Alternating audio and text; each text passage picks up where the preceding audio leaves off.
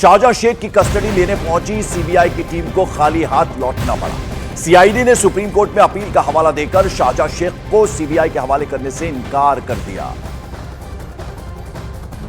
तो आपको बता दें, सीआईडी ने इनकार किया सीबीआई को। कोर्ट का आदेश था, हाईकोर्ट का आदेश था कि हवाले किया जाए सीबीआई के और पूरा जो मामला है वो सीबीआई के हवाले कर दिया जाए, लेकिन सीआईडी की टीम ने वहां शाहजहां शेख को कहीं ना कहीं सीबीआई के हवाले करने से साफ इनकार कर दिया। तो अब ये केंद्र वर्सेस जो स्टेट है उसका एक तरह से ये तनातनी उनके बीच में चली हुई है। और जैसे कि आपको बता दें, कल सीबीआई जो कई घंटों तक सीबीआई की टीम को बाहर बैठना पड़ा, आखिरकार खाली हाथ लौटना पड़ा। सीआईडी ने सीबीआई के हवाले नहीं किया शाहजहां शेख को।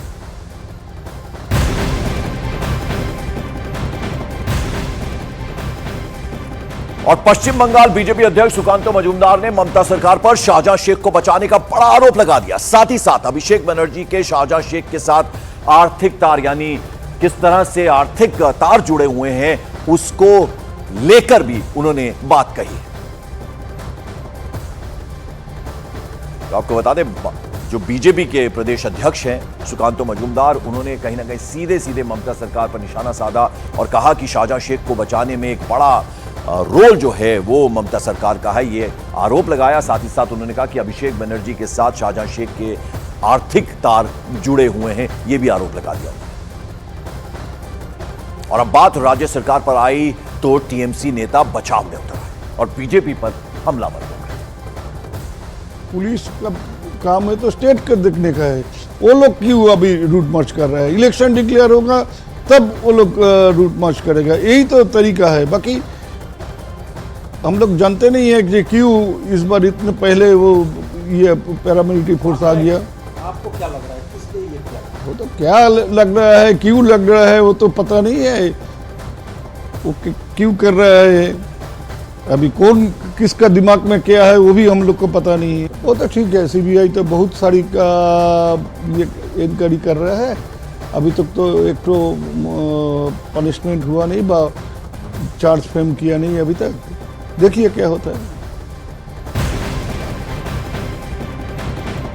तो शाहजहां शेख के मामले में टीएमसी और बीजेपी के बीच तनातनी चल रही है, दोनों आमने सामने। इस बीच संदेश खाली मामले में कलकत्ता हाईकोर्ट के आदेश के बाद सीबीआई ने एफआईआर दर्ज कर ली है। सीबीआई ने संदेश खाली में एनफोर्समेंट डायरेक्टरेट की टीम पर हुए हमले के मामले में आरोपी शाहजहां शेख समेत अन्य आरोपियों के खिलाफ जांच शुरू कर दी है। तो वहीं हाईकोर्ट के आदेश के खिलाफ बंगाल सरकार सुप्रीम कोर्ट पहुंच गई है।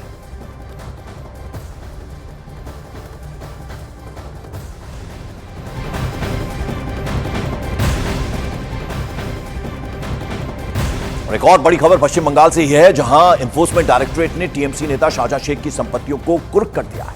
ईडी ने शाहजहां शेख की 14 चल अचल संपत्तियों को कुर्क किया। एनफोर्समेंट डायरेक्टरेट ने 2 बैंक खाते भी सीज कर दिए हैं। ईडी के सूत्रों के मुताबिक इन दोनों ही बैंक खातों में करीब 13 करोड़ रुपए जमा थे। शाहजहां शेख पर एनफोर्समेंट डायरेक्टरेट का यह एक्शन जो है पश्चिम बंगाल के कोलकाता और संदेश खाली में बनाई गई संपत्तियों पर लिया गया है। तो लगभग 13 करोड़ की संपत्ति है जो एनफोर्समेंट डायरेक्टरेट ने जब्त कर दी है। उसके अलावा 2 बैंक अकाउंट्स हैं शाहजहां शेख के, उन्हें भी सीज कर दिया गया। तो एक बड़ा एक्शन एनफोर्समेंट डायरेक्टरेट की तरफ से लगातार जारी है शाहजहां शेख के ऊपर। और 2 संपत्तियां जो हैं वो आपको बता दें 2 बैंक खाते भी सीज कर दिए गए हैं। आशिका हमारे साथ हैं। आशिका, जबरदस्त एक्शन एनफोर्समेंट डायरेक्टरेट का इस वक्त चल रहा है और कई सारे संपत्तियां जो हैं जब्त की गई है, 2 बैंक अकाउंट सीज कर दिए गए, जो जानकारी मिल रही है। और क्या आपके पास अपडेट?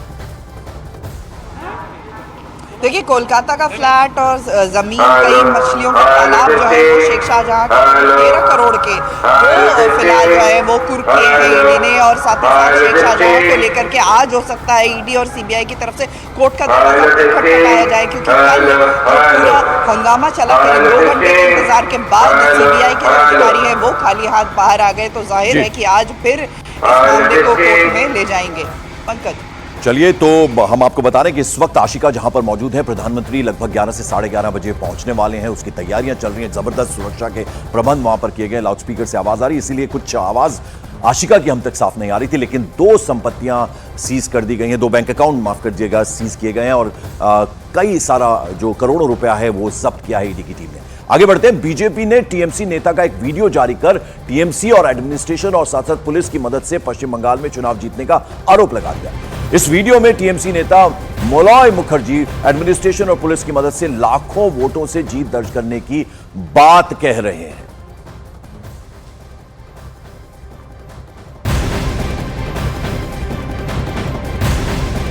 बड़ी खबर, केंद्रीय गृह मंत्री अमित शाह ने मंगलवार को महाराष्ट्र के जलगांव में युवा सम्मेलन में कांग्रेस समेत विपक्षी गठबंधन इंडी पर जमकर निशाना साधा। उन्होंने राहुल गांधी पर भी तंज कसा। केंद्रीय गृह मंत्री अमित शाह ने कहा कि एक ओर मोदी जी चंद्रमा पर चंद्रयान लॉन्च कर रहे हैं, वहीं दूसरी तरफ सोनिया जी 20वीं बार राहुल बाबा को लॉन्च करने का प्रयोग कर रही हैं, एक्सपेरिमेंट कर रही हैं। अमित शाह ने कहा कि ये राहुल यान है ना, राहुल यान 19 बार लॉन्च हुआ मगर पहुंचा ही नहीं, 20वीं बार प्रयास चालू है।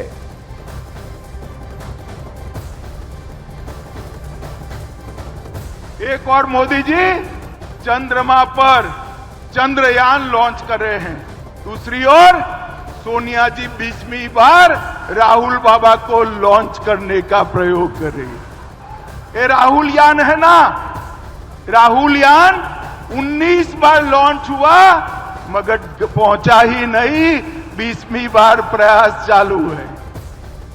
तो महाराष्ट्र में थे केंद्रीय गृह मंत्री अमित शाह, जबरदस्त तरीके से हमला बोला। उन्होंने कहा कि एक तरफ मोदी जी चंद्रमा पर चंद्रयान लॉन्च कर रहे हैं, इतना कुछ हो रहा है, दूसरी ओर सोनिया जी 20वीं बार राहुल बाबा को लॉन्च करने का एक एक्सपेरिमेंट कर रही हैं। तो जबरदस्त तरीके से एक तंज कसा हमला किया अमित शाह ने। उन्होंने कहा कि ये राहुल यान है, राहुल यान 19 बार इससे पहले लॉन्च हुआ है मगर कहीं पहुंचा नहीं, 20वीं बार प्रयास चल रहा है उनको वापस से लॉन्च करने का। ये हमला किया एक तरह से अमित शाह ने, एक तंज कसा कांग्रेस पार्टी पर। सोनिया गांधी को उन्होंने कहा कि राहुल गांधी को अब 20वीं बार उतारने की तैयारी है, लॉन्च करने की तैयारी है।